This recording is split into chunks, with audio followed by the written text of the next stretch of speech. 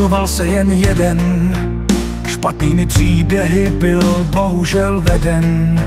Noční můry a smrt provázely, jistota a radost docházely. Před 30 lety tu měli běhat jeleni, ale jen prasata a koníci tu bydleli. Nájemce bez elektřiny a s klidem, nikoho nikdy nenapadlo, že byl obviněn. Statek, pohádka na dobrou noc, špatné sny a noční můry přejdi. Pohladím tě po krku, tvou barvou se už viním, za nohy tě pověsím, ať podlahu si zabarvím. Ženy a děti na návštěvě tu byly, svůj život tu tragicky navždy nekali.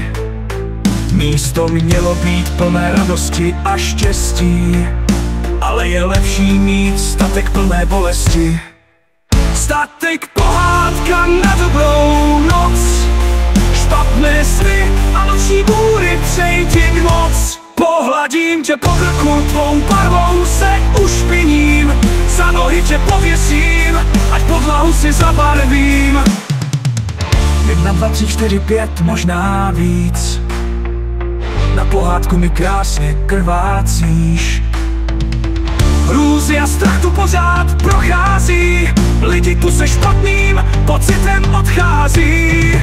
Statek, pohádka na dobrou noc, špatné sny a noční můry přejdi moc. Pohladím tě po krku, tvou barvou se ušpiním, za nohy tě pověsím, ať podlahu si zabarvím. Statek, pohádka na dobrou noc, špatné sny a noční můry přejdi moc.